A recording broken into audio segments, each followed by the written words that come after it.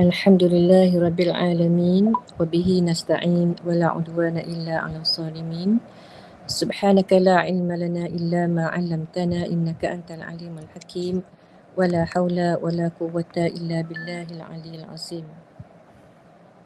Allahumma ij'al jam'ana hadza jam'an marhuma wa tafarruqana min ba'dihi tafarruqan ma'suma.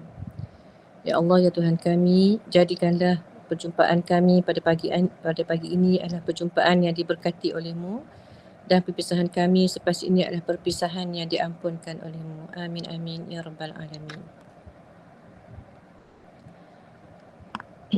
Yang berusaha Al-Fadil Cikgu Aris Fazilah bin Harun yang dipertua Muafakat Guru Cemerlang Kelantan. Seterusnya rakan-rakan AJKT MGCK, dan yang diraihkan pada hari ini Al-Fadilah Al-Ustazah Dr. Salbiah binti Saleh. Seterusnya rakan-rakan guru yang turut serta pada pagi ini. Alhamdulillah, kita bersyukur kehadrat Allah Subhanahu Wa Taala, di atas limpah kasih sayang Allah kita diberi peluang untuk sama-sama berada di hari yang mulia, hari Jumaat Sayyidul Ayyam 9 Ramadan 1447 Hijrah bersamaan dengan 27 Februari 2026. Jadi tanpa kita sedari, kita sudah berada di akhir 10 Ramadan yang pertama, yang mana 10 Ramadan yang pertama adalah rahmah. Awaluhu rahmah wa awsatuhu maghfirah wa akhiruhu 'itqum minan nar. Apapun kita sangat-sangat bersyukur pada Allah Subhanahu Wa Taala kerana Allah masih pilih untuk kita berada di bulan Ramadan yang mulia ini untuk kita meneruskan amal ibadat kita, amal kebaikan kita di bulan yang amat kita nanti-nantikan selama ini. Alhamdulillah. Jadi sebagaimana yang kita semua ketahui, alhamdulillah di bawah Biro Kerohanian MGCK kita menganjurkan kapsul Ramadan. Kapsul Ramadan hari ini merupakan siri yang keempat. Alhamdulillah, kita bersama dengan Al-Fadilah Dr. Salbiah binti Muhammad Saleh, merupakan guru cemerlang pendidikan Islam di Sekolah Menengah Sains Pasir Putih. Jadi sebelum kita menyerahkan sepenuhnya majlis ini pada Al-Fadilah Al-Ustazah, insya-Allah marilah kita sama-sama mengenali beliau secara lebih dekat lagi. Alhamdulillah, Ustazah merupakan seorang yang pakar dalam bidang pendidikan agama Islam kerana telah pun mengajar selama 23 tahun. Dan sekarang merupakan guru cemerlang pendidikan Islam. Dan beliau tinggal di Jalan Jeram Pasu, Pasir Putih, di Taman Haji Hussein. Taman Haji Hussein, Jalan Jeram Pasu, Pasir Putih, Kelantan. Yang mana beliau sangat aktif dalam inovasi pendidikan Islam dan STEM. Di antara inovasi yang dihasilkan oleh Doktor ialah Kem Haj, iaitu Kembara Haji, inovasi pembelajaran pokok kebat pendidikan Islam, dan lebih 300 bahan digital dan apps pendidikan Islam yang digunakan secara meluas oleh guru seluruh Malaysia. Dan yang terkini akan bekerjasama dengan industri syarikat QNB Trading bagi memberi latihan dalam STEM, Kem Anjuran Mosti, iaitu Khalifah Alam, Sains dan Teknologi untuk Kelestarian Bumi. Jadi alhamdulillah lah, kita sangat-sangat bertuah pada pagi ini dapat bersama dengan Al-Fadilah Dr. Salbiah binti Muhammad Saleh, yang pastinya banyak ilmu dan perkongsian yang bakal memenuhi ruang hati kita pada hari ini, insya-Allah. Dan tajuk yang bakal dikupas oleh Al-Fadilah Ustazah Dr. Salbiah binti Muhammad Saleh ialah meneladani perang Badar di medan pendidikan, membina haibah seorang guru. Jadi dengan itu, tanpa melengahkan masa, insya-Allah marilah kita sama-sama membuka hati dan minda kita untuk kita sama-sama mendengar kupasan ataupun pengisian yang akan disampaikan oleh Al-Fadilah Dr. Salbiah binti Muhammad Saleh. Falyatafaddali mashkura. A'udzubillahiminasyaitanirrajim. Bismillahirrahmanirrahim. Terima kasih Ustazah Huda yang menggerakkanlah sebenarnya kita punya program kapsul kerohanian kita, kapsul Ramadan, yang saya hormati Cikgu Aris Fazilah selaku yang dipertua MGCK dan juga MGC Kebangsaan. Saya nampak ada Dr. Anis, dialu-alukan Dr. Anis. Seterusnya sahabat-sahabat guru yang saya hormati dan kasihi sekalian. Jadi alhamdulillah kita dah sampai kepada, sebagaimana disebut oleh Ustazah Huda lah, kita dah sampai kepada nak masuk kepada fasa 2 Ramadan, dan sebenarnya dalam fasa 2 Ramadan ini ada satu kisah yang sangat dekat dengan diri kita sebagai seorang pendidik. Okey, jadi sebenarnya tajuk yang ingin saya kupas ni rasa tak layak pun nak kupas sebenarnya. Cuma kita sebenarnya bukannya menyampaikan, sekadar berkongsi. Sekadar berkongsi macam kita buah-buah gitu je lah. Jadi sahabat-sahabat sekalian, sebenarnya banyak-banyak kisah dalam peristiwa dalam bulan Ramadan. Saya personally, saya sentiasa bila ada peluang untuk bagi tazkirah, ada peluang untuk kita nak tadabbur sendirilah. Maksudnya untuk diri sendiri, saya sangat seronok apabila tadabbur tentang kisah Badar. Jadi apabila sebut kisah Perang Badar ini, sebab tu apabila diberi amanah untuk menyampaikan pada hari ini, saya terus bagi tahu Kak Uda, kata saya nak ambil ibrah daripada Perang Badar untuk kita sama-sama share, untuk bugarkan kita punya semangat guru lah. Jadi sahabat-sahabat sekalian, sebenarnya apabila sebut Perang Badar ini adalah satu perang yang besar yang sangat menggerunkan Rasulullah dan juga sahabat sebenarnya. Jadi Perang Badar ini dia berlaku pada tahun kedua Hijrah. Bermakna bila tahun kedua Hijrah, Nabi ni dah menyampaikan dakwah selama 13 tahun di Mekah. Kemudian Rasulullah SAW dan juga para sahabat berpindah ke Madinah. Bermakna tahun pertama, tahun ke-14 kenabian, tahun 1 Hijrah di Madinah, kemudian tahun ke-14.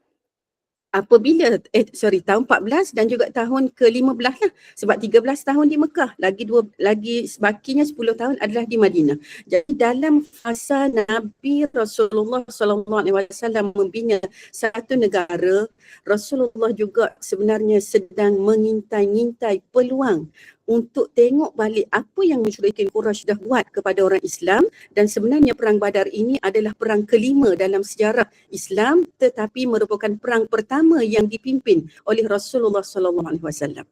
Jadi apa yang berlaku dalam Perang Badar, maksudnya dah 15 tahun lah Islam ni.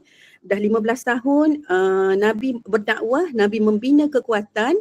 Bila dah tahun kedua, sewaktu tahun kedua Hijrah, peristiwanya Nabi berada di Madinah. Jadi timbullah dengar Nabi dengar ada satu rombongan kafilah yang dipimpin oleh Abu Sufyan. Abu Sufyan ni dia rampas harta daripada orang Muhajirin. Jadi kita sebagaimana kita sedia maklum, sahabat-sahabat ni asal orang Mekah, tinggal semua. Jadi tinggal semua apa yang ada di Mekah, kemudian pergi ke Madinah. Apabila pergi ke Madinah, harta yang ditinggalkan itulah diambil oleh kafir Quraisy, kemudian didagangkan, dan hasil dagangan itu akan kembali.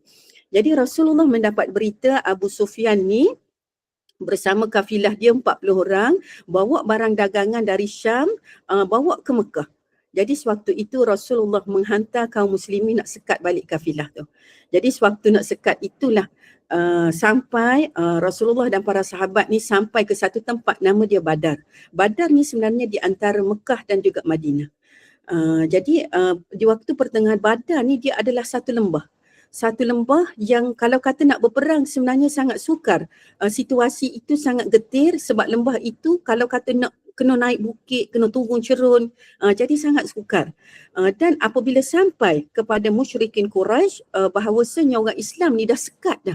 Orang Islam ni dah menunggu, bukan sekat lagi, dah menunggu di Badar. Kemudian maka meeting lah pok-pok dia ni di Mekah. Mesyuarat lah pok-pok dia ni. orang-orang musyrikin Quraisy ni mesyuarat bagaimana nak berhadapan dengan orang Islam yang nak mengambil harta rampasan daripada Abu Sufyan ni. Bukan harta rampasan, maafkan saya, barang dagangan, hasil dagangan. Jadi sewaktu itulah maka lahirlah berlakulah pertempuran, itulah dinamakan Perang Badar, sempena nama tempat. Jadi bagaimana kaitan dengan haibah seorang guru?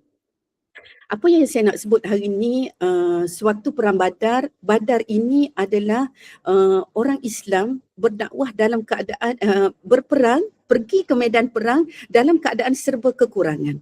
Sewaktu itu hanya seramai 313. Ada juga riwayat kata 314. Ada 313 berhadapan dengan 1000 musuh. Yang kita tahu musyrikin Quraisy ni dia dah kuat.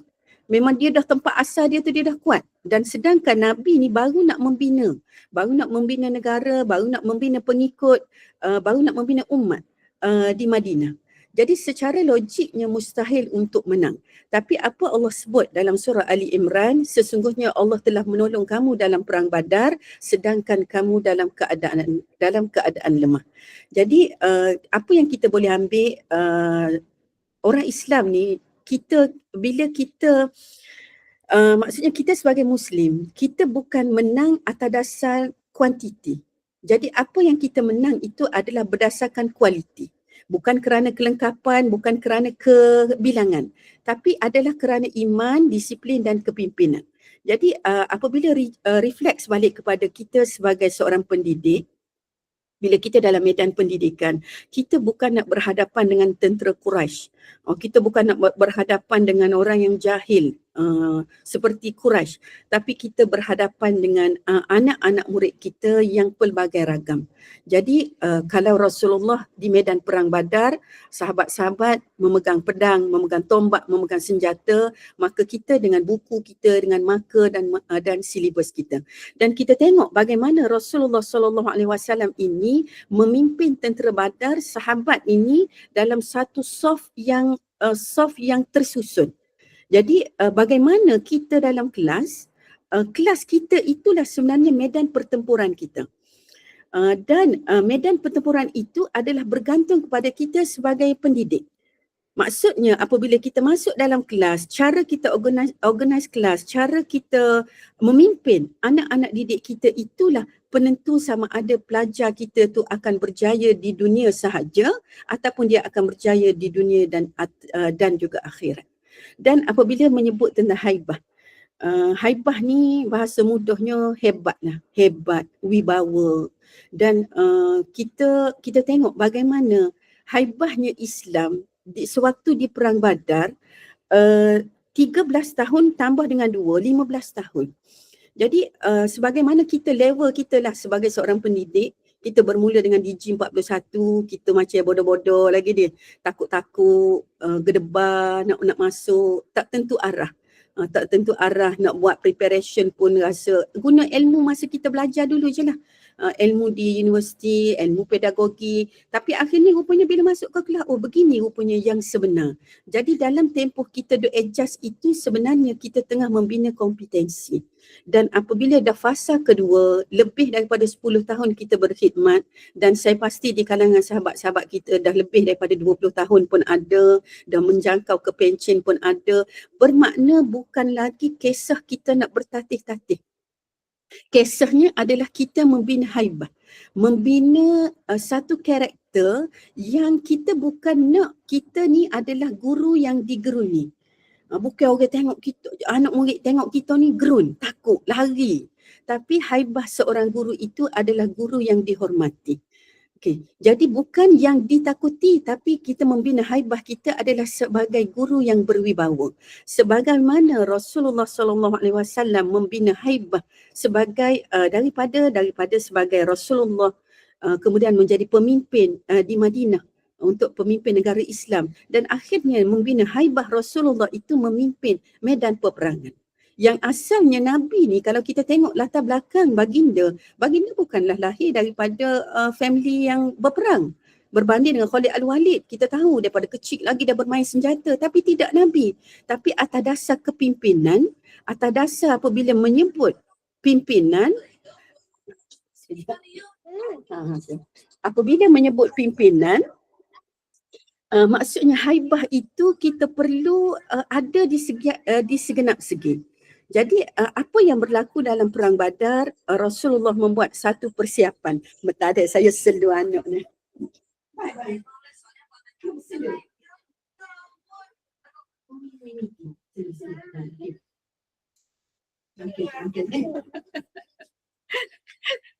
Aduh, kecil lagi lah. So, okay. Okay. Jadi bagaimana Rasulullah ini, contoh dalam surah Al-Anfal, saya ambil a'udzubillahi minasyaitonirrajim wa a'iddu lahum mastata'tum min quwwah.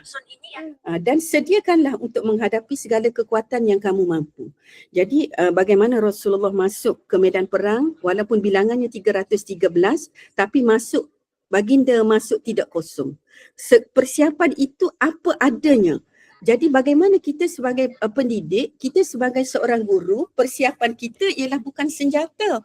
Kita bukannya nak sedia nak ready kuda perang, nak ready unta ke, nak ready nak asah senjata. Tapi apa yang kita ada ialah persediaan RPH. Kita sebagai guru kan, ini adalah basic rancangan mengajar, kita plan apa kita nak buat, apa isi, apa pendekatan, dan RPH ini sifat dia fleksibel. Apa maksud fleksibel? RPH tahun ini mungkin tak sama dengan RPH tahun lepas sebab konteks yang kita berhadapan adalah berbeza. Jadi antara yang ketiga saya nak sebut lagi apabila dalam perang Badar, sebenarnya daripada 313 cuma 80 orang muhajirin. Sebab orang Islam daripada Mekah tak ramai lagi. Ramai jahiliah yang ditinggalkan di Mekah. Jadi daripada 80 orang muhajirin ini bergabung dengan Ansar. Ansar pula terbahagi kepada dua golongan. Golongan Aus dan Khazraj. Jadi ada Aus, ada Khazraj, ada penduduk asal Madinah bergabung. Jadi di sinilah sebenarnya Rasulullah, dan apabila Nabi menyusun, Nabi meletak, bagaimana Nabi letak tentera berkuda di hadapan, tentera pemanah di belakang. Jadi begitulah apabila kita berada di dalam kelas. Maksudnya, cikgu, sahabat-sahabat sekalian, dari sudut kedudukan, sekecil-kecil kedudukan pun kita kena cakna. Bila sebut kita seorang guru, haibah seorang guru ni, bila masuk ke kelas, mata kita dah boleh tengok kata 20 atau 30 orang murid kita, yang mana sesuai pertahanan di hadapan, yang mana sesuai pertahanan di belakang. Ada murid sesuai di hadapan. Nak jenis cakap banyak contoh. Kena tarik dia berada di hadapan. Dan ada pelajar yang memang dia boleh fokus dalam tempoh lama. Kalau tidak disebut, tidak dilihat cikgu pun kita tahu dia konsisten. Maka dia boleh berada di belakang. Jadi begitulah bagaimana Rasulullah menyusun strategi dan dalam keadaan apabila disebut sekarang pedagogi terbeza. Sebenarnya apabila sebut terbeza ini di mana-mana sahaja memang terbeza. Tak usah sebut anak murid lah. Anak kita pun berbeza dia. Kalau ada 5 anak, 5 ragam. Ada anak mudah, ada anak kena pujuk, ada anak tak boleh kena pujuk, kena marah. Jadi bahasa kita dengan anak pun berbeza. Jadi apa lagi kita dalam kelas, harian kita bila sebut terbeza, bagaimana Rasulullah itu mengambil aspek terbeza itu Nabi susun dalam medan perang Badar. Contoh orang muhajirin, sifat dia berbeza. Walaupun sama-sama Arab. Begitu juga Ansar. Ansar ni terbahagi kepada dua kaum. Aus dan Khazraj ni kenapa bergaduh selama 1000 tahun atas dasar perbezaan itulah. Jadi bagaimana atas dasar perbezaan itu Nabi pupuk, Nabi letak dalam satu pasukan tentera yang mantap, walaupun bilangan dia 313 orang tak ramai, tapi akhirnya menang besar.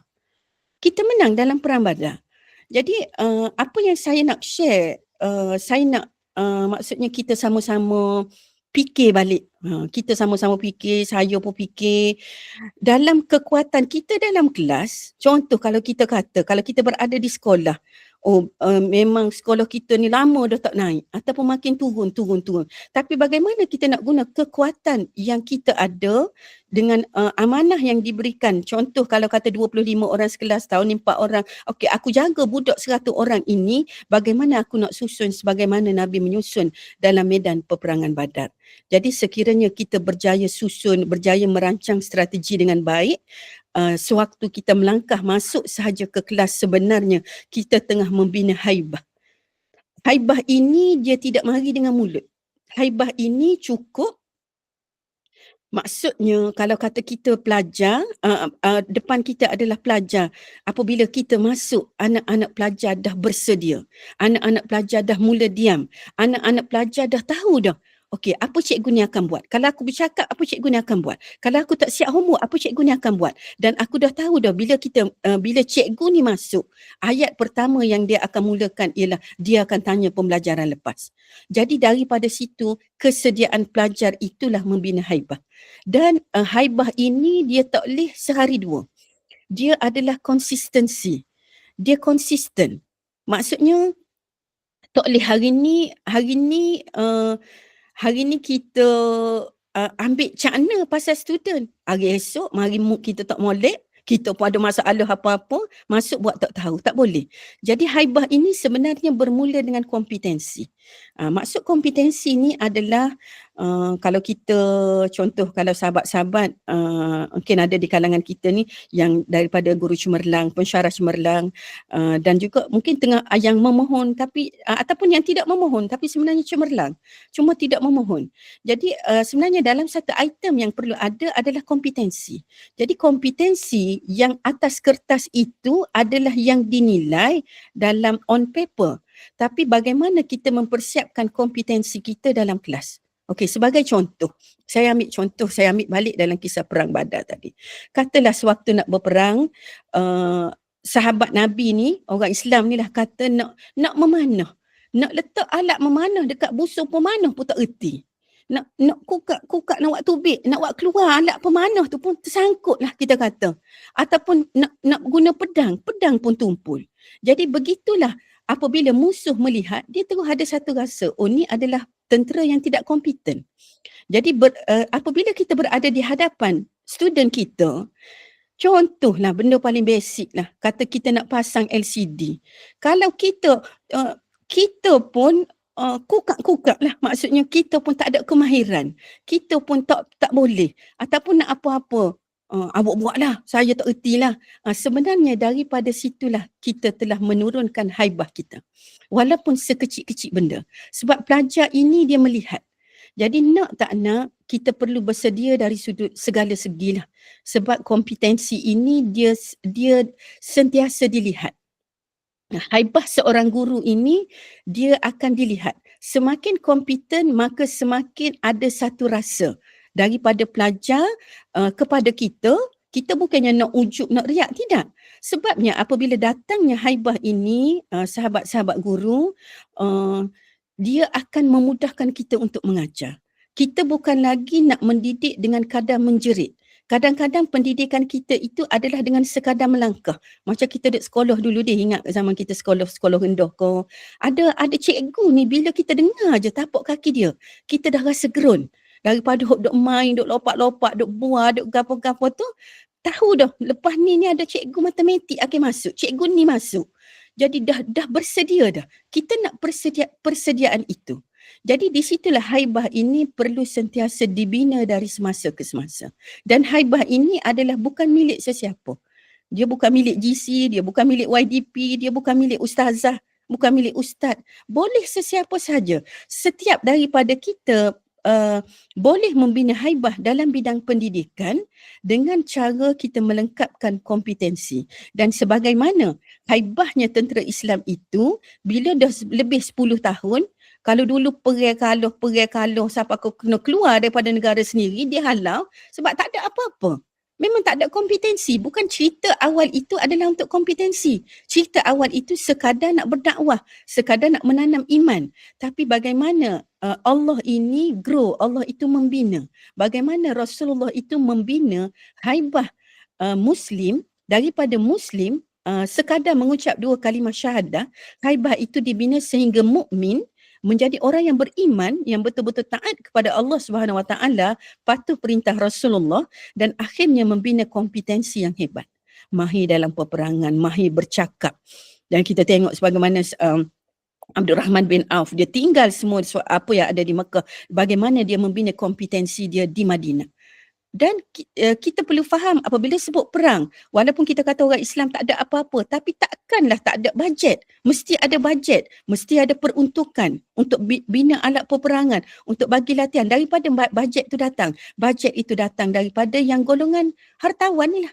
Golongan yang membina kompetensi dari sudut usahawan, membina kompetensi dari sudut keimanan, membina kompetensi dari sudut medan peperangan, dan bagaimana Rasulullah mendidik umat, bagaimana mendidik umat. Kompetensi itu bukan sekadar di masjid. Jadi kompetensi kita seorang guru bukan sekadar kita boleh bercakap, boleh syarah. Kompetensi itu perlu pada semua. Sebab tu dalam keadaan dunia sekarang memang kita kena sangat up to date. Kita perlu trending. Bahasa budak lah ni FOMO dia. FOMO. Apa dia istilah dia? Fear of apa tu? Macam FOMO ni macam kita takut tertinggal sesuatu perkara. Memang kena ada. Di zaman dunia terutama generasi alfa, kena ada juga. Contohlah lo ni duk cerita Khairul Amin. Tapi kalau cerita Khairul Amin untuk budak asrama ni dia tak faham. Sebab dia tak tengok, dia tak ada handphone. Tapi kalau contoh, kalau esoknya kita boleh starting dengan sesuatu yang FOMO, pasti kisah kelas kita itu adalah kelas yang wow. Kerana apa? Kerana kompetensi itu dibina bukan sekadar masuk kita nak tunjuk kita ni cikgu hebat, kita ni tahu belaka dah. Budak-budak muda dia silibus ni Ustazah Khotel dah 20 tahun dah. Ustazah tahu belaka dah muka surat mana ayat mana atas bawah, cakap tanpa kita sedar siapa di hadapan kita. Okey, jadi seterusnya poin yang kedua saya nak sebut, saya nak share bagaimana Badar itu mengajar kepimpinan yang seimbang. Okey, dalam Badar Rasulullah ada satu sifat iaitu tegas dan rahmah. Bila sebut Badar, bila sebut perang, perlu ada tegas. Bagaimana nak perang kalau kesian? Macam mana nak bunuh musuh kalau ada rasa kesian? Jadi perlu ada ketegasan, tapi dalam ketegasan itu ada satu sifat yang besar yang ada pada diri baginda yang kita wajar ikutlah, iaitu rahmah. Jadi dalam Badar Rasulullah SAW menyusun saf dengan sangat rapi. Saf ni barisan. Jadi sebenarnya barisan ni nampak kecil tapi signifikan dia sangat besar. Sebagai satu contoh, saya lupalah kisah perang apa, hampir nak kalah apabila cek saf, rupanya ada something wrong pada saf solat. Jadi Rasulullah membina saf, baginda meluruskan barisan sahabat. Sewaktu nak perang, Nabi suruh lurus barisan perang itu umpama saf solat. Suruh tertib, suruh sama, bahu bertemu dengan bahu, kaki itu sama. Jadi ada sahabat yang terkehadapan, lalu ada sahabat ni, tentera ni depan sikit. Mungkin ramai-ramai, jadi tak perasan. Jadi Nabi pun tarik. Sentuh dengan lembut, Nabi tarik kembali ke barisan. Jadi apa nak highlight dekat sini apabila kita dengan pelajar, sentuhan itu sebenarnya magic. Ni untuk kalau kita cikgu ustazah, cikgu perempuan, kita sentuh anak murid kita perempuan lah, cikgu lelaki dengan anak murid lelaki lah. Nak ceritanya the power of sentuhan. Jadi sentuhan ini sebenarnya sangat magic. Kadang-kadang kalau kata ada pelajar yang tidur, panggil nama tak bangun dia. Cuba pergi dekat dia, cuba sentuh tangan. Sentuh, apabila sentuhan ini sebenarnya ada satu aura yang dalam badan kita akan transfer kepada badan dia. Jadi sebagaimana Rasulullah sewaktu dalam nak bina saf, selain daripada Nabi suruh, Nabi bagi tahu, Nabi juga menyentuh. Apabila Nabi sentuh, sahabat pun undur supaya barisan itu rapat. Jadi apa kita nak cakap dekat sini untuk membina haibah guru yang terlalu lembut? Murid akan memandang ringan. Bukan tak boleh lembut, bukan tak boleh baik, tapi murid akan pandang ringan. Contoh guru yang lembut, yang tidak berjaya membina haibah dalam kelas ialah bila cikgu masuk, murid masih bercakap. Maksudnya ada something wrong. Bila kita mengajar, murid masih bercakap dan kita tidak peduli atas dasar, tak apalah kalau tegur kecil hati. Kalau aku tegur, kalau marah, budak lo ni tak boleh, nanti sentap. Tak boleh.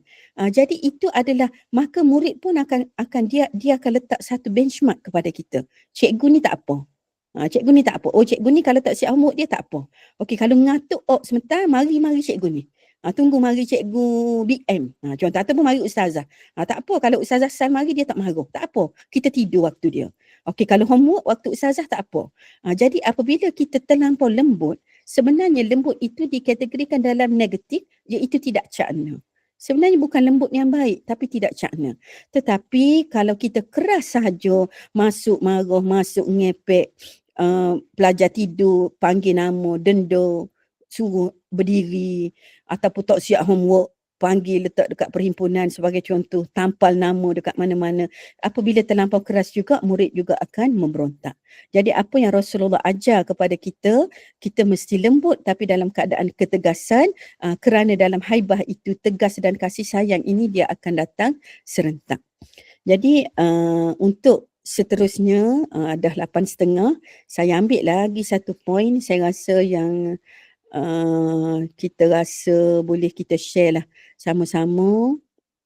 Okey, mengapa Pejuang Badar ini dia sekejap ada satu poin sebenarnya saya nak sebut. Nak share je lah. Mari pula dah anak tu. Okey, antara mesej Badar secara kesimpulan lah. 5 mesej perang Badar. Okey, dan mungkin saya nak share sikit sewaktu perang Badar. Dalam perang Badar dengan bilangan 313 orang, 313 orang itu kita menang. Jadi kita menang, apa Allah sebut? Allah hantar 1,000 malaikat. 1,000 malaikat untuk membantu, dan Nabi doa, waktu Nabi doa, esok nak pergi ni, Nabi doa ni sehingga sahabat kata, dah lah Rasulullah, berhentilah doa, Tuhan akan makbul. Tak apa Rasulullah, tak apa. Tapi apa yang Nabi sebut, ya Allah, sekiranya ya Allah, sekiranya orang Islam pada perang Badar ini tidak menang, nescaya agama Islam akan tak ada dah di atas muka bumi. Jadi nak kata apabila doa sungguh-sungguh Rasulullah. Kemudian apa Allah buat? Allah turunkan malaikat, dan sewaktu dalam satu strategi yang perang Badar, kalau sahabat tengok balik ialah yang mana Allah bagi satu rasa ketenangan dengan rasa mengantuk. Masa perang Badar, panik. Semua tentera Islam dia panik. Sebab apabila tengok kekuatan musuh itu luar biasa. Tengok 1,000, takut. Jadi apa yang Allah datangkan? Allah bagi rasa mengantuk. Duduk atas unta, duduk atas atas kuda perang itu Allah bagi rasa mengantuk. Terpejam, tertidur. Jadi waktu tertidur itulah Allah turunkan 1,000 malaikat. Pergi. Seolah-olah disebut oleh sejarah, nampak kepala musuh itu melenting. Lompat tak tahu. Padahal tentera Islam tak bergerak lagi. Jadi yang itulah Allah sebut, adakah kamu menyangka kamu yang membunuh? Adakah kamu menyangka kamu yang melempar? Tapi sebenarnya bukan. Aku yang lempar. Aku hantar malaikat. Jadi nak bagi tahu, apabila kita sebagai seorang pendidik, yang kita nak ajar itu ialah pelajar ini manusia. Bila sebut manusia ada hati, bila sebut hati, pemilik hati itu adalah Allah. Jadi kita sama-sama muhasabah lah. Maksudnya kita berhenti dah lah. Budak ni memang tak boleh, budak ni memang lemah, budak ni memang dia ni kerah kepala, budak ni memang track record dia ni dahsyat. Berhentilah. Kalau rasa contoh kita dah buat dah sesuatu gagal juga, maka kita serahlah kepada pemilik hati, iaitu Allah. Jadi sebenarnya gagal atau cemerlang kita sebagai seorang guru bukan dilihat berapa berapa pelajar yang kita hasilkan. Walaupun on paper semua orang nak begitu. Ustazah GC ke, berapa orang Ustazah A plus pi, berapa orang A kelas Ustazah ada fee ke tak? Memang on papernya begitu.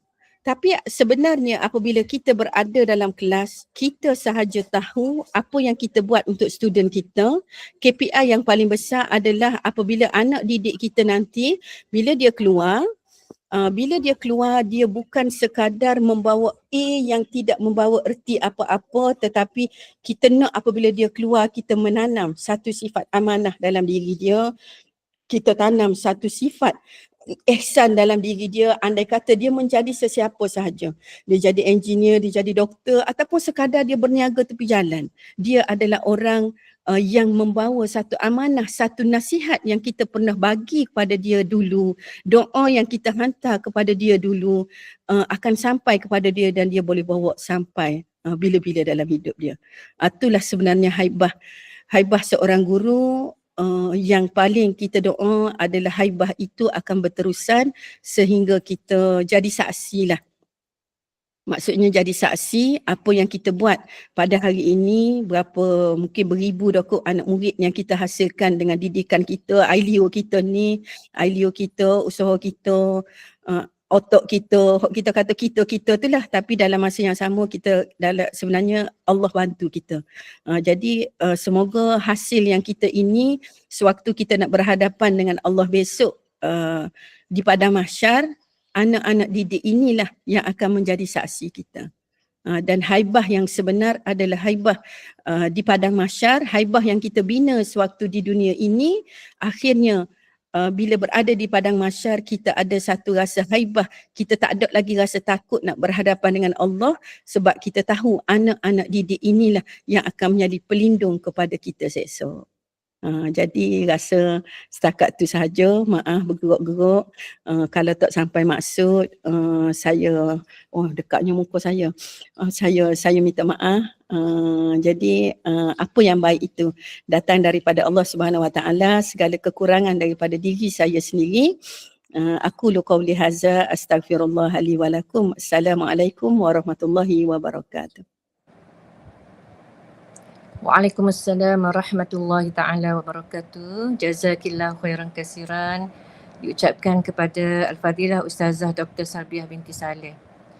Kak Uda tak puas dengar ni, sedap dengar sangat ni. Jadi alhamdulillah perkongsian yang sangat bermakna pada kita pada pagi ini daripada pengajaran peperangan Badar dalam Islam. Jadi antara pengajarannya yang pertama, kemenangan bukan bilangan, bukan pada bilangan tapi pada keimanan. Walaupun jumlah sedikit tapi Islam menang kerana benar-benar berpegang pada arahan dan juga patuh kepada pimpinan Rasulullah SAW. Yang kedua, doa ni sebagai senjata orang beriman. Jadi Rasulullah berdoa sehingga basah janggut dia. Rasulullah doa sungguh-sungguh. Dan begitu juga dengan kita di bulan Ramadan ni. Ramadan merupakan bulan yang mana Allah Ta'ala makbulkan doa. Jadi kita banyaklah doa-doa yang baik untuk diri kita, untuk keluarga kita dan juga ummah kita insya-Allah. Dan yang ketiga ialah kesatuan dan ketaatan membawa kekuatan. Macam mana tentera Badar tu begitu taat dan patuh serta bersatu kepada Allah, kepada Rasulullah SAW sehingga dapat memberi kemenangan kepada tentera Islam. Dan yang seterusnya iaitu pertolongan Allah datang tanpa disangka, sebab apabila berjuang di jalan yang benar, pertolongan Allah akan datang tanpa disangka. Jadi kita yang berada, perjuangan kita untuk membawa murid-murid juga ummah ini kepada jalan yang benar, ikhlas kita pada Allah Subhanahu Wa Taala, mudah-mudahan diberi nusrah oleh Allah Subhanahu Wa Taala insya-Allah. Dan sebagai akhirnya, ujian dalam hidup kita sebenarnya medan Badar kita ialah untuk menilai tahap keimanan kita pada Allah Subhanahu Wa Taala. Sekali lagi kami daripada MGCK mengucapkan jazakillah khairan kasiran kepada Al-Fadilah Dr. Salbiah binti Saleh sudi bersama pada pagi ini walaupun dalam keadaan yang sibuk tapi penuh hikmah yang disampaikan kepada kita cukup santai tetapi sampai alhamdulillah. Jadi sekali lagi diucapkan terima kasih juga kepada Dr. Anis Salwa binti Abdullah, penyelaras MGCK Jabatan Pendidikan Negeri Kelantan yang turut sama pada pagi ini, dan juga YDP Cikgu Aris Fadilah bin Harun, dan juga sahabat-sahabat daripada Guru Cemerlang seluruh negeri Kelantan. InsyaAllah kita akan bertemu lagi esok, siri yang kelima insyaAllah bersama dengan Al-Fadhil Al-Ustaz Khairi Anwar, pensyarah kanan Kolej Matrikulasi Kod Lanaz insyaAllah. Jadi sama-sama kita berjumpa lagi esok. Kalau boleh ajak lagi kawan-kawan seramai yang mungkin dah. Mudah-mudahan majlis kita ini ditambah lagi keberkatan daripada Allah Subhanahu Wa Taala. Dan sebenarnya anda teringat bila doktor sebut pasal hikmah Badar tadi, sebenarnya saya teringat-ingat sebab sebenarnya baru balik baru ni kan daripada umrah. Jadi kami bawa jemaah ke Ma'rakah Badar. Kita boleh saksikan sendiri bagaimana tempat Rasulullah bertempur. Dan di sana dia dibuat tugu memperingati syuhada Badar yang telah berjuang dan telah syahid di dalam peperangan tersebut. Bila kita sampai sana kita dapat rasa sungguh-sungguh lah, Masya Allah, begitu Rasulullah berjuang untuk menyampaikan kalimah la ilaha illallah Muhammadur Rasulullah kepada kita, bermula daripada peperangan Badar dengan semangat yang tinggi, kesatuan hati, kekuatan yang dibina walaupun jumlah yang sikit. Itulah yang kita jadikan sebagai sumber inspirasi untuk kita. Mudah-mudahan Allah Ta'ala memberkati segala usaha kita dalam memperjuangkan, dalam menyebarkan ilmu Allah Subhanahu Ta'ala kepada anak-anak didik kita, insya-Allah. Jadi cukup dulu setakat ni pada hari ini. InsyaAllah kita jumpa lagi pada siri yang ke-5 esok, mudah-mudahan. Sekali lagi diucapkan terima kasih kepada Ustazah Dr. Salbiah binti Saleh kerana sudi berkongsi ilmu pada kita pada hari ini. Ma asabaka min hasanatin fa min Allah wa ma asabaka min sayyi'atin fa min nafsi. Apa yang baik itu datang daripada Allah Subhanahu Wa Taala dan yang kurang itu daripada kelemahan diri saya sendiri. Nastaghfirullahalazim li wa lakum. Wassalamualaikum warahmatullahi taala wabarakatuh. Waalaikumsalam warahmatullahi wabarakatuh. Waalaikumsalam warahmatullahi wabarakatuh.